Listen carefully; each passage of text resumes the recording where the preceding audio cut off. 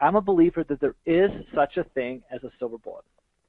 It is this ability to get in front of the right person or the right people at exactly the right time. And one of the things I figured out that summer was that when I'm out there selling, people I'm trying to sell to are always in one of three different buying modes. The first one is what's called status quo. It's when someone's done the same thing the same way for so long, it's just simply keep doing the same old thing. You can think of this as some form of what is commonly called path dependency. Most of us type using the same QWERTY keyboard. The characters on the left-hand top row, QWERTY. There's a faster way to type, but you've put so much time into doing it this way, you don't want to change your patterns because you really don't want to change what you do. And when you find someone who's in this buying mode of status quo, the odds that they become your customer, on average, is pretty close to zero. Until something happens, until they experience a very specific event that makes them want to change. And I want to make sure that everybody on this call understands the difference between a circumstance and an event. Let me give you an example of a married man going bald. Every day he gets older, heavier, grayer, balder. But he doesn't go out and buy Rogaine, the stuff that will make his hair grow, until he experiences a very specific event.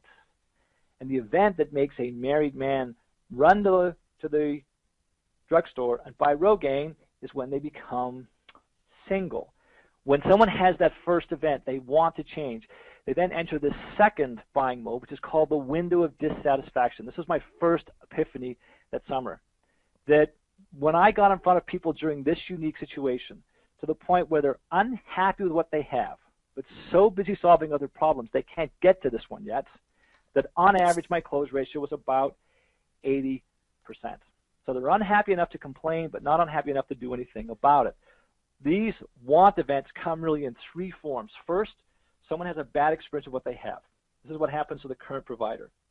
The second event, maybe some change inside the organization or the individual's life. Very often a change in people, places, or priorities. The second event we try either through sales or through marketing, which is awareness, and we say we're better, faster, cheaper. The challenge is unless we have a great relationship with that person or maybe a phenomenal brand, they take the idea they might learn of through what we tell them and they give it to someone they already have a stronger relationship with. One of my favorite events is changing executives.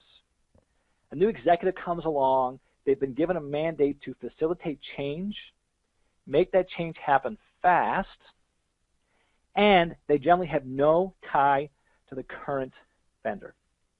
What happens when someone has this first event? They want the change. They try to add something to the to-do list.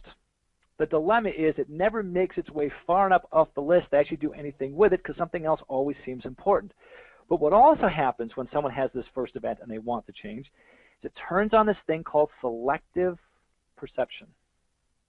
It's like when we buy a new car, what do we see all over the road? We see that car.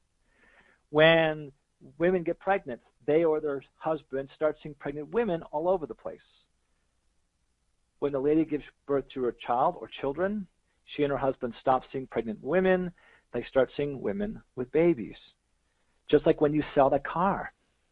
You sell the car and you buy a new car, you stop seeing the old car as much, and you start seeing the new car all over the place. So nothing has happened other than this event. They're not actively engaged in searching for alternatives yet, but they'll start noticing all this stuff that's been hiding in plain sight, but they just never noticed. And when you get to someone during this window of dissatisfaction, the odds that they will become your customer on average, and this is mostly in a B2B space, is about 75%. But here's the thing that I find really interesting. It goes beyond just getting a close ratio. It goes to getting actually the best customers.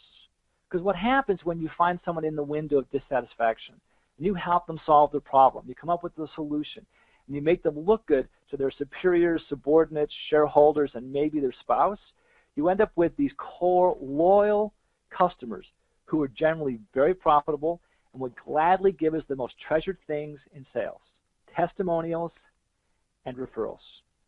So they have this first event. They enter the window of dissatisfaction. They're not going to buy or start searching for alternatives yet because they haven't had the second event they need to have. And that's an event where they realize they can afford to change.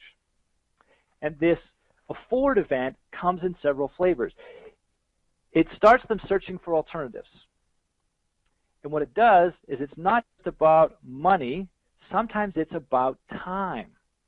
Yes, sometimes it means that a company got an investment, went public, got a big customer.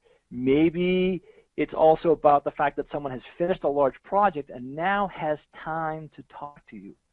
Now, when you find a way to get in front of these people for the first time, after they've had the second event, the odds you get them as a customer is about 1 in 6 or maybe 1 in 7.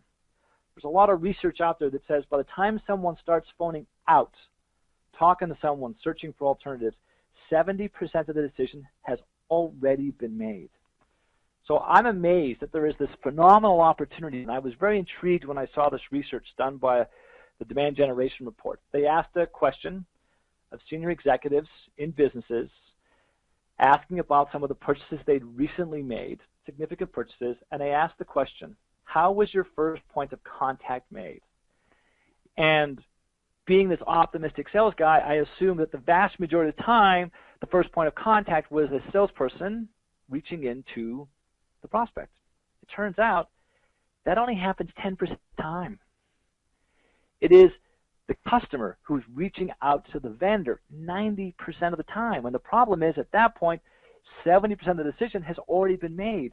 So there's a huge opportunity here to be able to learn of these early events, get in early, shape the decision, and be the person that gets the business. Now, just because someone has that second event where they can afford to change doesn't mean they will. More times than not, they need to have something else that helps them justify the decision before they can make that change and finally make a purchase, and then some vendor becomes the new status quo. More times than not, these events that allow someone to justify is based upon something that is less risky than what they have. Most people are risk averse, and that's how they're going to justify the decision.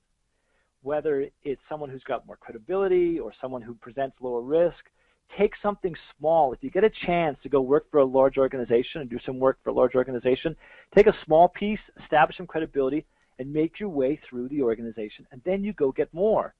If you try to take the big stuff first and you don't have any credibility and there's no justification event inside the organization, odds are you won't get the business.